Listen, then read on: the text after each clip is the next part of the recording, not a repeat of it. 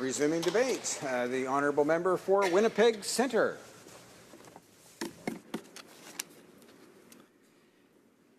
Thank you very much, Mr. Speaker. I'm very proud to be here in order to speak on this bill, this private member's bill. It's very important that we consider what story is told, who tells that story, how it's told. And we often hear that phrase that history is the story of the victorious, those that have won the battle. But Canada, we know, is perhaps a different country that is unusual and special in the history of man, for we have created a very pluralistic society for many Canadians. As a friend of mine said, Steve Heinrichs, he says, it's all about relationship. It's all about how we relate to each other. I'm very proud of the work of the member from Cumberland, Colchester, who put forward Bill C-391, an act respecting a national strategy for the repatriation of Aboriginal cultural property. This seeks to provide for the development and implementation of a national strategy to enable the return of Aboriginal cultural property to the Aboriginal peoples of Canada. I believe that the government must work to ensure the protection of important aspects of Canada's heritage. The Government of Canada must facilitate the repatriation of Indigenous cultural property through financial support, and they must do so in a timely way. And the government must continue to examine this bill and find ways to ensure that it is implemented with Indigenous peoples. Now, this bill, in my estimation, is consistent with the United Nations Declaration on the Rights of Indigenous Peoples. It's consistent with Articles 11 and 12 of UNDRIP, which we have just approved today in this House in third reading. The TRC, the Truth and Reconciliation Commission, recommended the implementation of UNDRIP and a national review of museum policies and practices to determine their compliance with UNDRIP. So, I would like to quote Article 11. Indigenous peoples have the right to practice and revive their cultures and tradition. Governments will work with Indigenous peoples to ensure Indigenous property rights to their cultures, knowledge, spiritual and religious traditions are respected, and to address cases where these have been used without free, prior and informed consent. And Article 12, the right to spiritual and religious traditions and customs. Indigenous peoples have the right to practice their spiritual and religious traditions. Governments will, with Indigenous peoples, ensure that Indigenous peoples are free to practice, protect, revive and keep alive their cultural, spiritual, religious and knowledge traditions.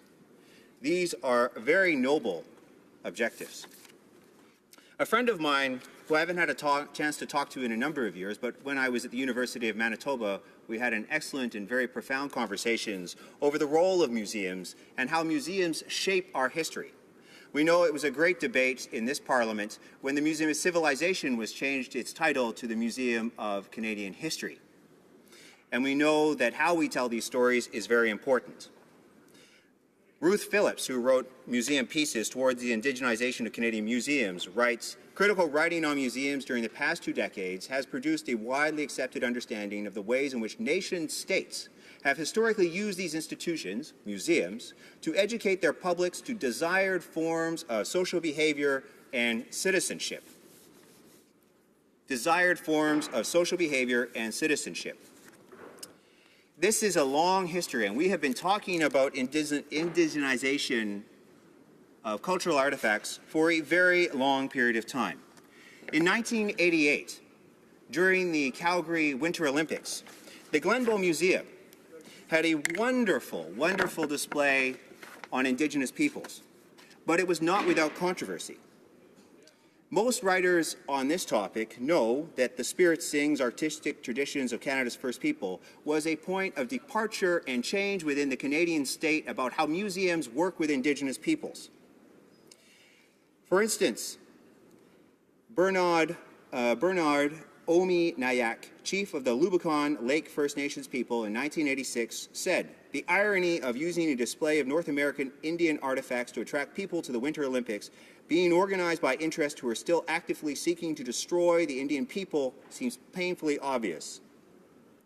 In response, Duncan Cameron, director of the Glenbow Museum, wrote, I believe that it's this Olympic connection which will draw attention to the real concerns of Canada's Native peoples, and it is the context of the exhibition that is the richness and depth of Canada's Native culture which will be emphasized. Stuart Hall later wrote in 2005, because sometimes these debates go on for many decades in academia, the exhibiting of other cultures often performed with the best of liberal intentions have proved controversial.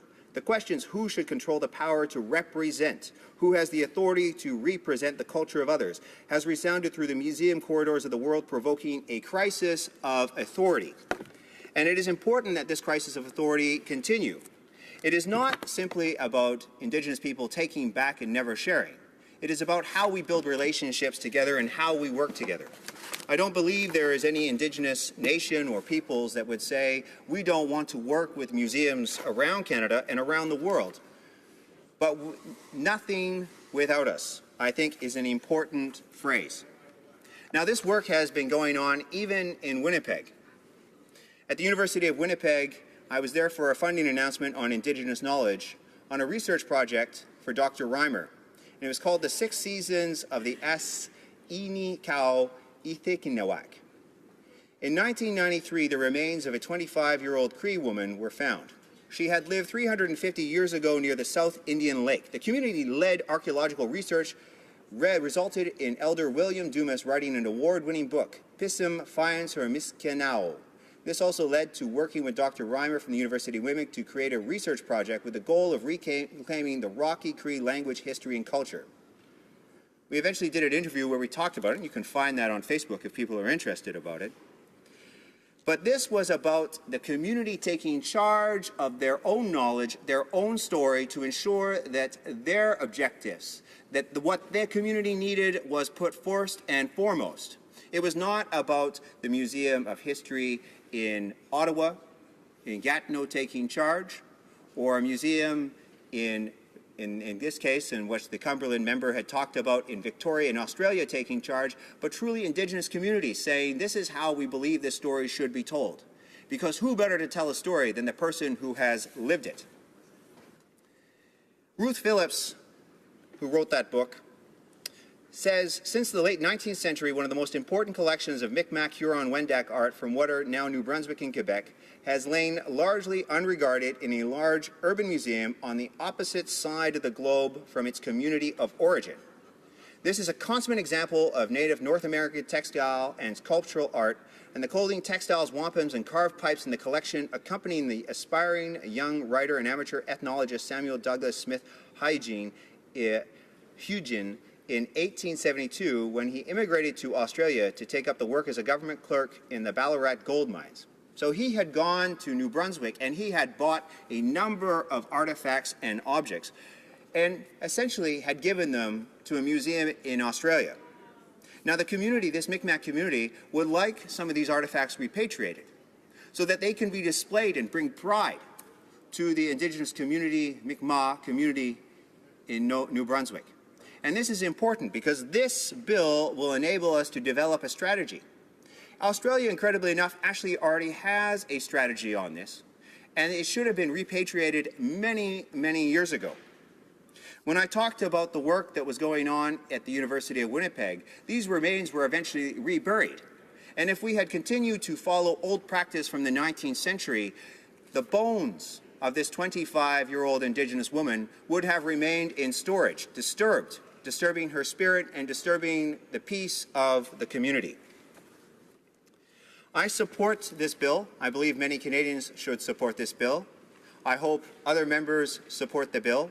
And I understand there is a bit of controversy, but as the spirit soars at the Calgary Olympics in 1988, controversy sometimes can help move us forward because it increases the amount of debate. It makes sure that everyone understands, that people hear about this issue, and that we come to some form of conclusion, but also consensus about the way forward.